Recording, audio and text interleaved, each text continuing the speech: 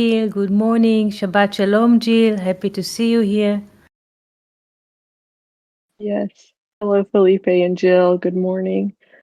Yeah, it's a beautiful day. The sun is shining. We got some fruit trees recently, and I did not realize that the squirrels love to get the fruit even when it's not Yeah, ripe. So barely have any fruit left, but I'm trying to figure out how to keep them at bay. So that'll a little game we're playing right now. If you have any ideas, I'm all ears. I haven't heard about it. It's the first time that I hear about it. Thank you for sharing it. So they just squirrels like around the garden, just having fun in the garden?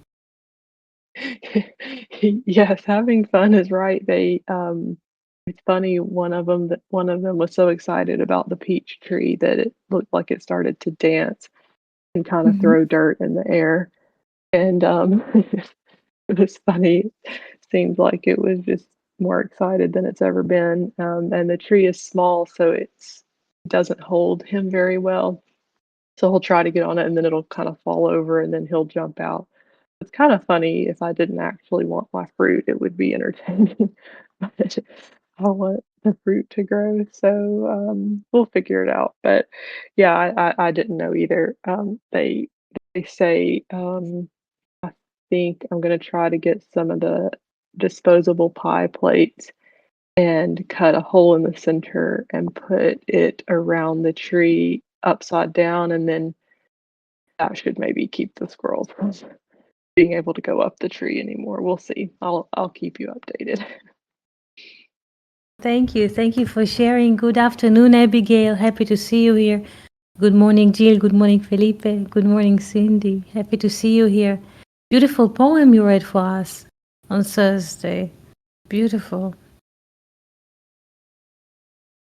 Would you like to ask a question? Does anyone has does anyone have a question?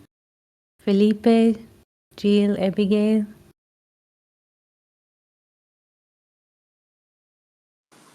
Eti, Yes.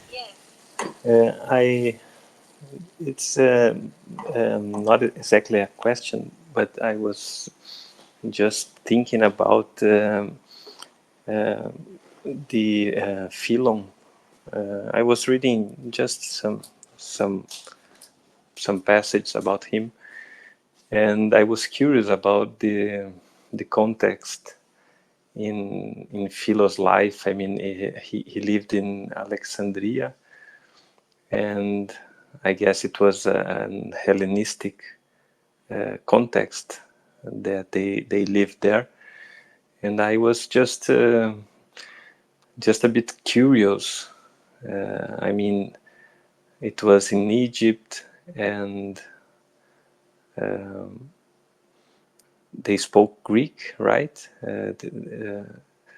I mean, the Hebrews that they lived there, and um, I once heard Eti that the this Greek Bible, I guess it is called Septuaginta. At least I know as this name. It was a very ancient one, and I was curious about this relation between Greek and Hebrew. I don't know if you have anything to say about this. Relation between the languages.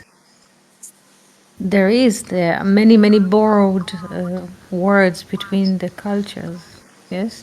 And if you look at and if you wonder why in Egypt they spoke Greek, can you just turn, how do you say, the headset on? Yes, thank you. Otherwise, there's an echo also. If it is possible, thank you. So, in case we were wondering how is it or how come that in Egypt people spoke Greek. So if you look at the map, you see that between Greek and Egypt there's the Mediterranean Sea, and if you just go straight south, you meet Egypt. Yes, and the Hellenistic culture was widespread in this time. The Hellenistic Greek culture arrived also to Israel of today, Syria, Turkey of our time, Egypt, and so there was a great influence. And people, specifically from Philon's family, they were like considered to be aristocrats, yes, high culture. So he spoke several languages. He spoke Hebrew, Greek, Latin, as far as we know. And yes, there's all the time there was like intersection between the cultures, all the time. And there are like, for instance, we say academia. What do we mean when we say academia in English or academy? What does it mean? How does it resonate to you? As just an example, the word academy. What does it mean to you? Start the air condition here. Okay, college, university. Very well. But what happens in college or university? What happens? Academia,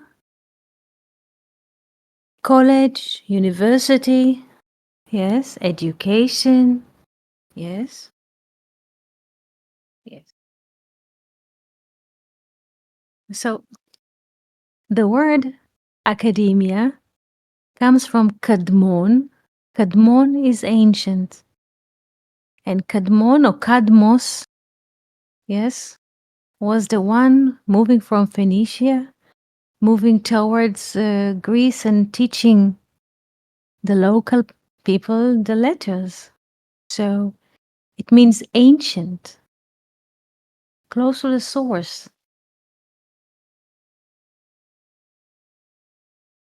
Yes. So in Weiner book, we shall find this name Kadmos. Kadmos, ancient, from Adam Kadmon. In Hebrew, we say Kadmon. You can hear in the sound Kadmon is ancient, and Kadmos.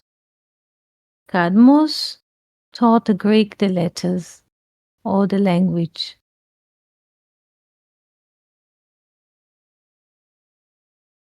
Yes, Cindy? I heard the Greeks were very logical. Yes, yes. Yeah, the Greek, in part of the time, they say that everything could be seen. Everything could be seen. Not everything could be seen in the eyes. Not everything can be processed. Not everything. And this is in a way the difference.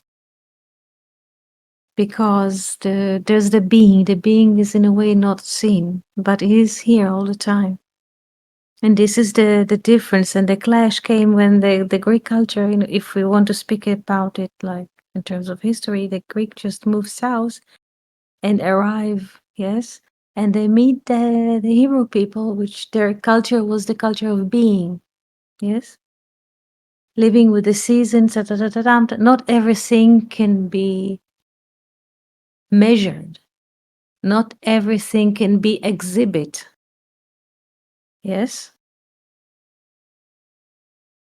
And there was a clash. There was a clash.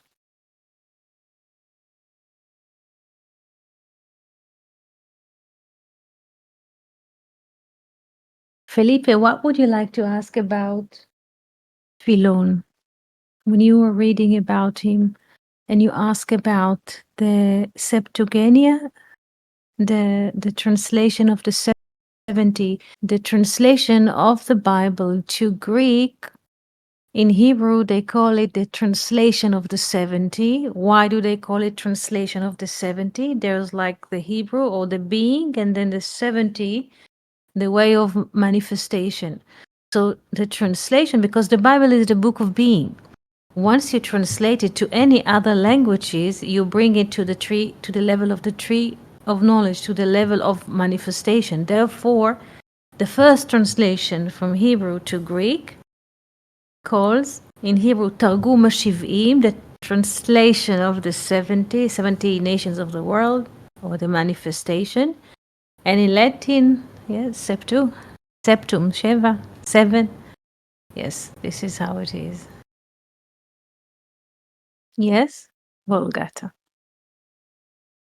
Yes, Vulgata.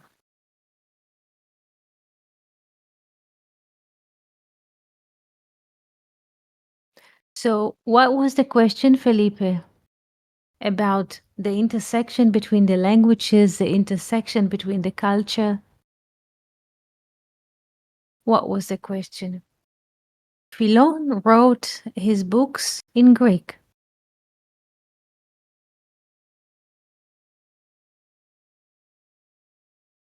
Can you hear me? Yes, I can. Yes. Yeah. It was. I was just thinking. You already answered. I mean, Philon was writing in Greek, and it's. I was just really wondering about this moment because there are, as it was mentioned, I guess the the point I could be pointing this relation between the rational mind, let's say, the philosophia, and this approach of the Bible, the Hebrew, let's say, mystical approach of life, because it's more open, it's more um, out of control, and uh, it's a beautiful dance. It must have been a beautiful moment to see these relations to be present, because I feel that in our, let's say, our Eastern culture, we only uh, give values in this rational approach that was, the, became because of this philosophy, this development of science, Mm-hmm. and little by little, I guess, we feel the need of letting go the control. We feel Mm-hmm. the need. It's something that I feel humanity is needing. It's not possible anymore to be illuded that we can control everything. It's, you know, and I like history. I like in an imaginative way. I Mm-hmm. like to imagine how was this amazing characters that were, you know, uh, thinking and bringing so interesting discussions that are reaching us today. And the most actually I was reading about Philon because he was one of few, let's say, writers that wrote about the Essenes, and I have an interesting about this team, the Essenes. Mm-hmm. I don't know if it's correct, the Yes. term, Yes. Yes. and I was just popping. Yes. It's interesting because for many times that I was reading his writings, I had this impression that he writes the truth, but the way he speaks is with a lot of vein. So, and I was researching about it because you can say the truth without vanity. And it seems that because he was speaking Greek and writing Greek, so was the way to speak out the, like you say, philosophia, argument, logos, debating. So it's like a counter, it's like, how do you say, in a way, it's a show. Yes. When you speak at a market and you speak about something, everybody this is a stage. So everything has to be presented like on a stage. Also, the speech is built in this way because when you read the books, and we have 7 of them here, you hear this, not just the wisdom, but you hear the sound of the music in which he says the truth. And all the time I ask myself, but why does he speak in such a tone? Because you can say the truth, not dry, but without this tone of presenting it, like you speak from a speaker, a loudspeaker. But this was the way people spoke up in this time. There is no internet, there is no TV or radio, and if you stand or meet someone, let's say, there was synagogues or assembly place in Egypt, in Alexandria, when people met. So everything has to be seen because you cannot record. Same we find in the story of Joseph. Thomas Mann understands it, and he builds the story in a way that everything, how he built Joseph in Egypt, how he described Pharaoh. This is, you have to speak up, you have, everything is to be seen, everything has to be measured. This is how it is. Science, as we know it today, starts where? In Egypt. Goes up to Greece and then goes west, left, if you look at the direction. Yes? Science starts in Egypt. Everything can be. There is a museum here in Haifa University, Hecht Museum. And once we posted pictures from there, in Egypt, they already knew what cancer is. It's very ancient disease, and they operated on it to cut and remove the tumor. So they had this. It started from there. Science, everything I know, everything I measure. Yes? So there was a clash because when the Hebrew meets the Egyptian, or let's say the Greek culture, or later the Roman, even the Persian and the Babylonian, because before Egypt we have this Babylonian, and the Persian, not everything is counted. You cannot calculate the Persian culture is to calculate and measure. Everything can be calculated and measured. Paras to slice, Madai to measure, Midah. Not everything is to slice and to measure.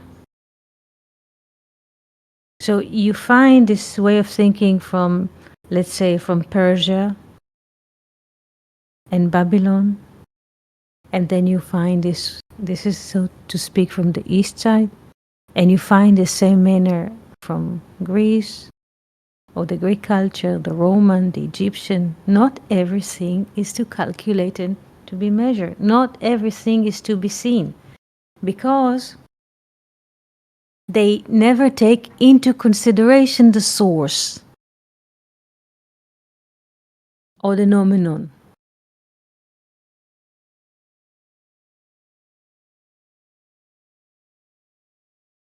Yes? No one can take into consideration and perceive the next moment. No one. Not human, not animal, not plant. What will be the next moment? How it will come? What kind of air will stream?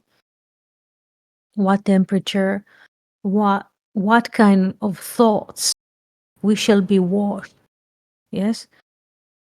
We tend to believe, this is it. Man tends to believe let's I will ask you just like that. Do you believe or do you think that you are the generator of your thoughts? Abigail, Jill, Felipe, Cindy, do you believe that you are the generator of your thoughts? This is an open question. Felipe, you can also answer. Everybody can unmute and answer.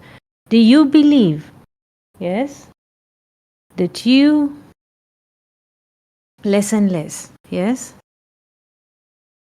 Yes. Less and less, Felipe says. Jill says, I'm learning that I'm not. Cindy says not. Yes. Yes. So, if we are not the generators of our thoughts, we are not the generators of our feelings, we are not the generators of our moods, we are not the generators of our emotions. So, what does this leave us with? If we are not the generators of thoughts, of emotions, of sentiments, of moods, of feeling, so what happens here? We are like flutes. And when comes the blows, the air comes inside or so. Like there's a certain music which being played. Certain kinds of thoughts, emotions, sentiments, memory.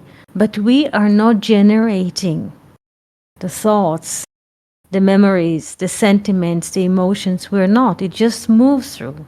It's just a ripple on water, if you would like to look at it. Or just a blow of air in the flute. And then the flute comes different kinds of music from the flute. In this case, we are the flute. We are incapable of generating thoughts. We are incapable of generating emotions. We aren't. Yes, we're not. So if we are not capable of generating thoughts, emotions, sentiments, we are not.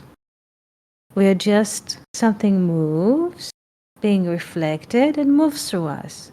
So why? The question is to get upset from what comes as a broadcast at the moment. What happens if you open the TV or internet site or radio channel and you don't like it? What do you do? What do you do? You enter the car, you click, let's say on the red, turn it, yes, change it, turn it off, yes, you move, to another site, you move to another radio station, you move to another channel on TV. Yeah, you don't get excited. You don't think that you generate this TV show, that you don't say I generate it in, it's no, it just okay, it doesn't feel like, doesn't resonate, speak to you, so you move on or close or take a walk or something. In the same manner with the thoughts which are moving through us, we did not generate the thoughts. We are not the generators of thoughts, of feelings, of emotions, of memories, of sentiments. It's just something that moves, like water, they move in the river. So therefore, why should we get upset if, let's say, it's a gray thought or it's a pink thought? Not just this is what moves at the moment, but this is not the source. We think if someone has a sad memory or sad moment, he thinks this is me. Let's say John, something gray crosses his mind and he says, this is me, now I'm upset. No, if John identify himself with a thought, he will feel upset and then he will judge. First he will feel upset because he has a mood. Then he will judge himself. second, and then he will struggle inside of himself. But if there isn't any identification with what is happening, so there is no problem. There is only streaming.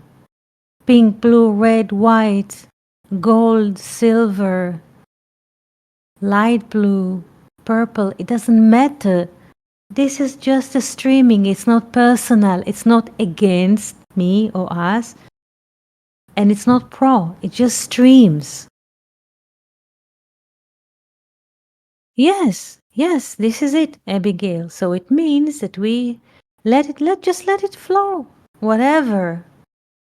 Because it's not personal. Think about it. Now we hear a few people in the session. There are 8 billion people on the planet. If you take, let's say, babies, because they're still babies, they don't have the process. But take just this, let's say, example, 8 billion people. Through them, infinite consciousness is moving. And one, yes, feels he needs to walk, or he is walking. Another one is drinking. If you could have a camera now and see how many people on the planet drinking. There is no drinker. Drinking, yes, as a verb. Drinking, eating, walking, cycling on bike. It's not a personal action.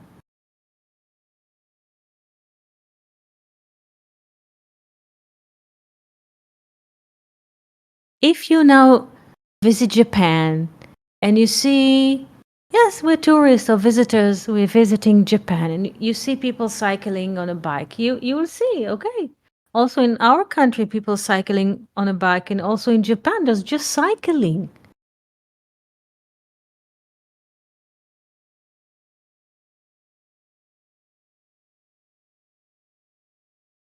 Since we are not the generators, we are not in charge also of what is coming in the river. Gray day, sunny day, happy day, moody day, whatever moves, moves. And it doesn't move only through one living soul, it moves through everyone. People just don't speak about it. Or they're not aware that this is not their own mood or so.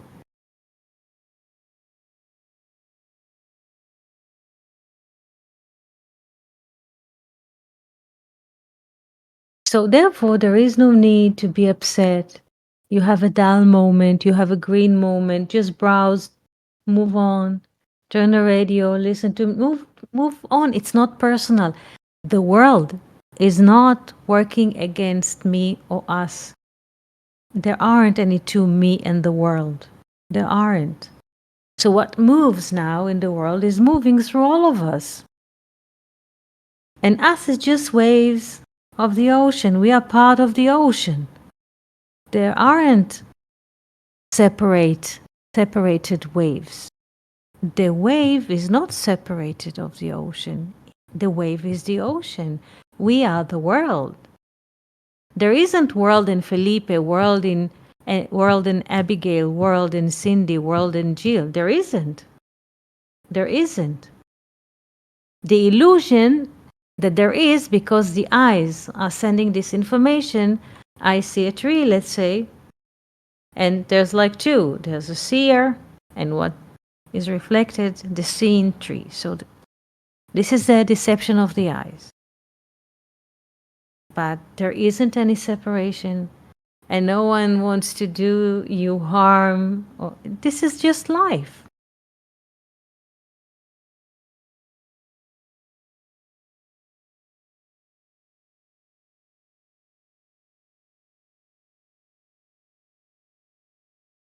And the thought which is crossing you at the moment, or sentiment, it's not personal. It's just something that moves, something that flows in the river of consciousness. Yes? In the river of consciousness. There's just a flow.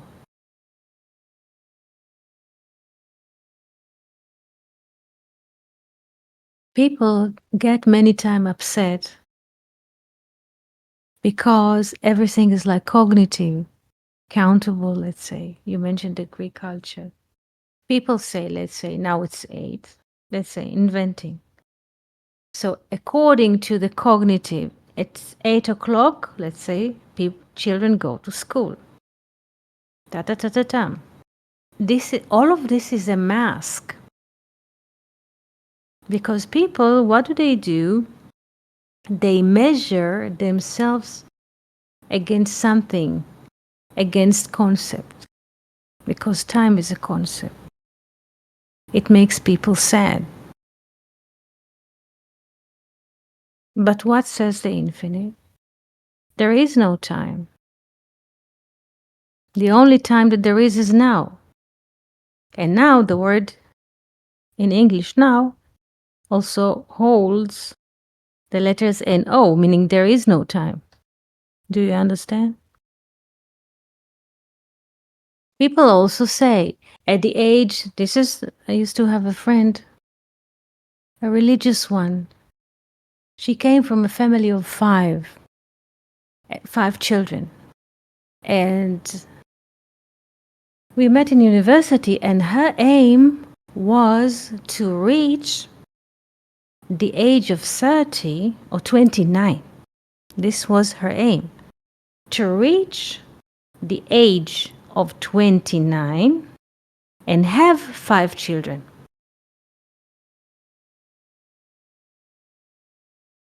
You see?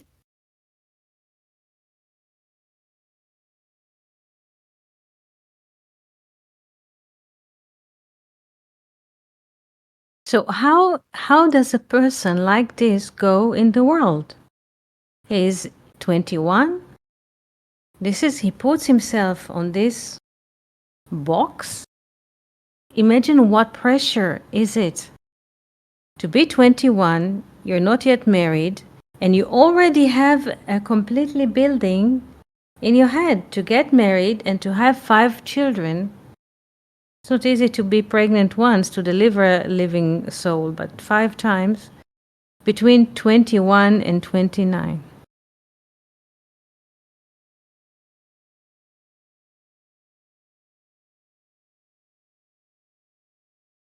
Yes, Felipe. Once I Yeah. heard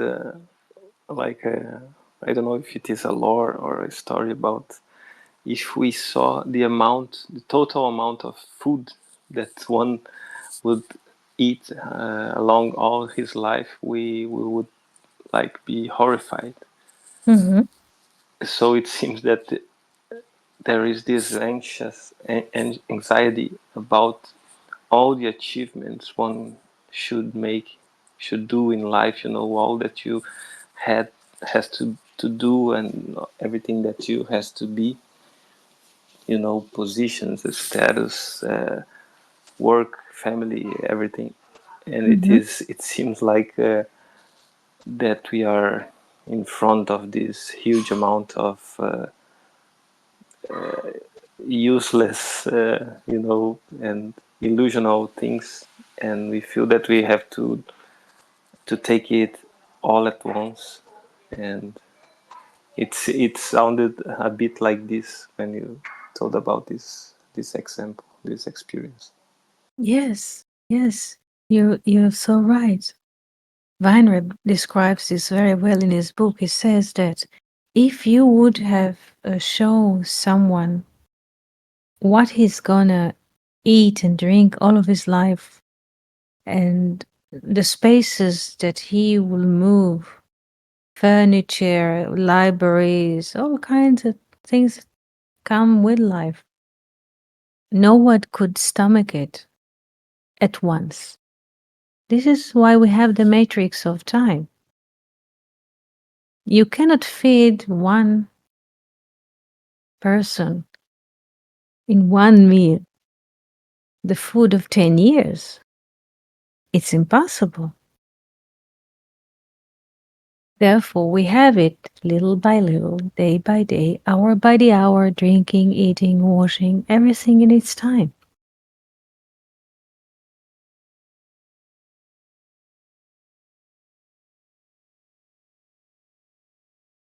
when people, yes, yes, like the manna, this is a very beautiful moment. They leave Egypt and then they, yes, the manna, everything in its time, fruit in its season. Otherwise, is what is the relation of ownership. Fruit in its season, this is being with the fruit in the season. But wanting to have everything is just relation of ownership. And then we have it again. There's owner, subject, and object.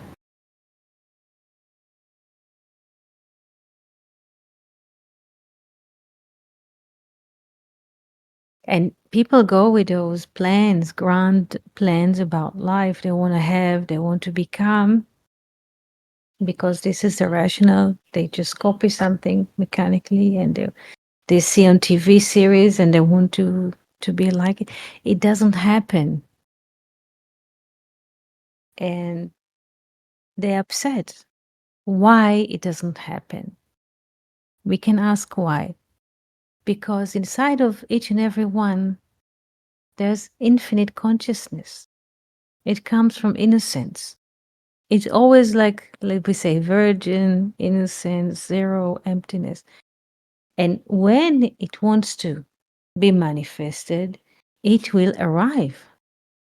And it has nothing to do with the cognitive thinking. Do we understand that? What comes from the infinite, from the source, in the moment, in innocence. This is the source of life. This is how infinite consciousness wants to manifest itself in the moment.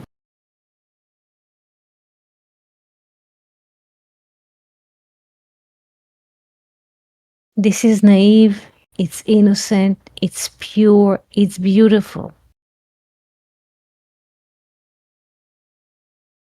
Yes. But when people go with this manifesto, 4 children, 5 houses, 10 horses, this is the mechanical activity of the brain. And they tend to believe, we many times tend to believe that this is the truth because what is written, my plan ABCD on page, this is life. This is not. This is artificial making.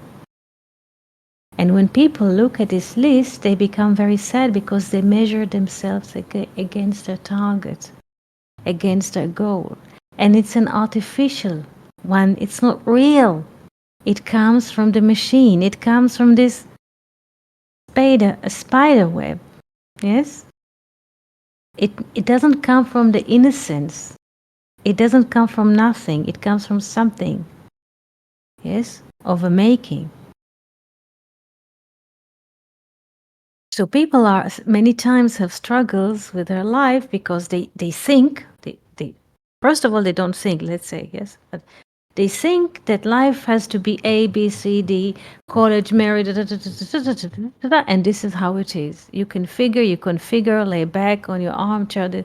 It doesn't happen because, and many times people find themselves bitter because it doesn't happen. Why it doesn't happen? Because from the source, it does not stream. It doesn't suppose to happen. What comes is to come as innocent, from emptiness, from nothing. And it's alive. What is coming from thinking is already dead.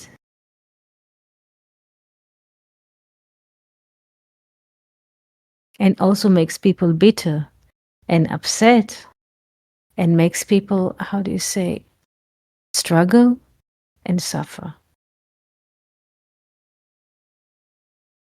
There's a beautiful conversation with Ramesh, great teacher from India. There are recorded conversations of his. And in one of them he says, if you live with the source every moment, you don't experience separation, sadness, whatever. And whatever comes in the moment, you accept it as the will of God or cosmic law, as he puts it. You never feel the separation. You never feel upset. Because upset, the feeling of being upset comes from the sense of separation. It's a false sense, yes, but this is where the bitterness comes, the struggle, the grudge, sense of separation. And he says in his conversation at home, he would like to be with the source. And in order to be with the source is being or innocence, many names, yes, to accept what comes in the moment as the will of God. Because once, and there is no separation. It can be pleasure, pain, or whatever happens. But when we try with the brain to say it should not have happened, it should have been different, there's already a separation. There's already a valley. Yes?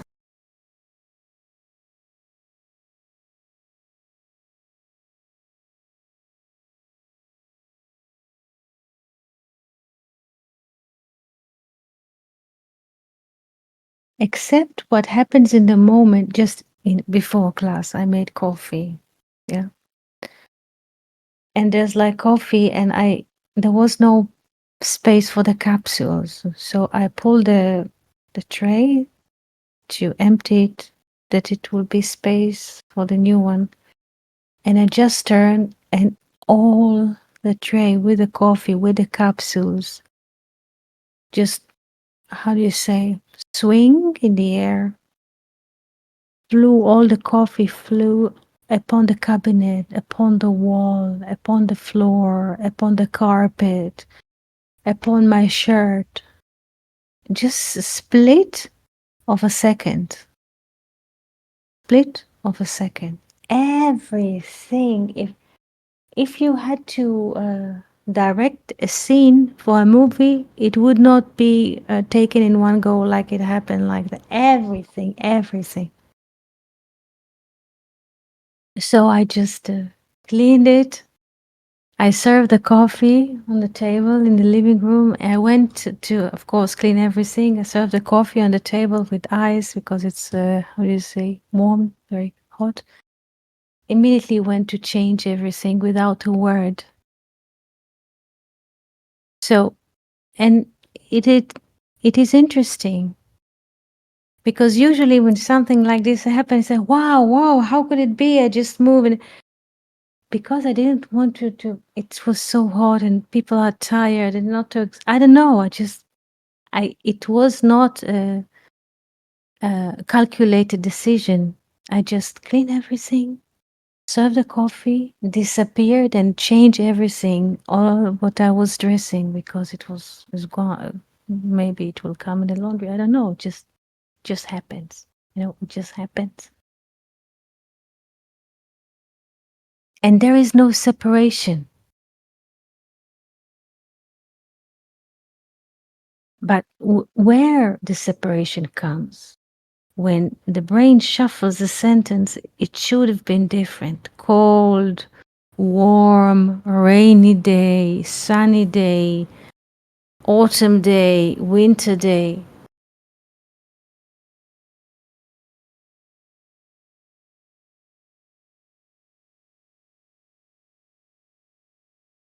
Just accept in simplicity.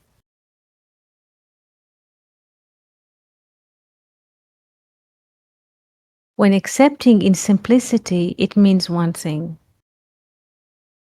First of all, there's being, and there's a space inside to accept what is happening. You don't struggle, because once you reject it, it means that there are two. Accept. Because not accepting comes from, how could it happen to me? How could it happen to me?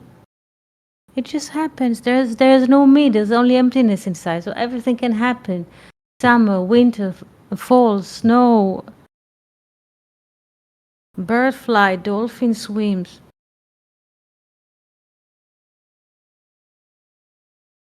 There's nothing personal in this life. Nothing is personal. And that's the beauty of it. This is such a relieving message. You don't have to go with this armor of 10,000 tons around your back, around all of you, carrying this story, the facts. If I will not calculate one moment, I will be poor of the poorest.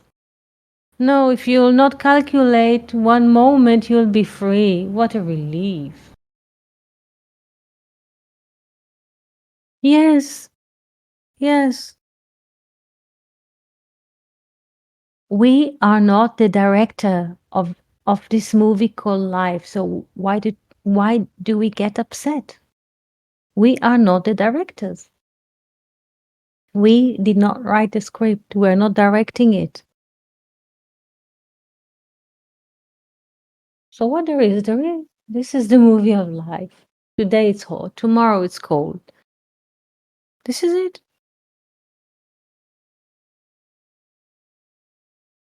Yeah. It moves faster than we think. While we speak, the earth is turning. Everything is moving. We just don't notice. So, with this beautiful message, I would like to wish you a very good Shabbat, beautiful weekend, beautiful week to come, and hope to see you here soon on Monday. Toda, shalom, ulitraot.